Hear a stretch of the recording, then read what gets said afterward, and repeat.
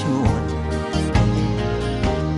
Tila kay lupit-lupit nitong panahon. Huwag kang mawawalan ng pag-asa, kailanman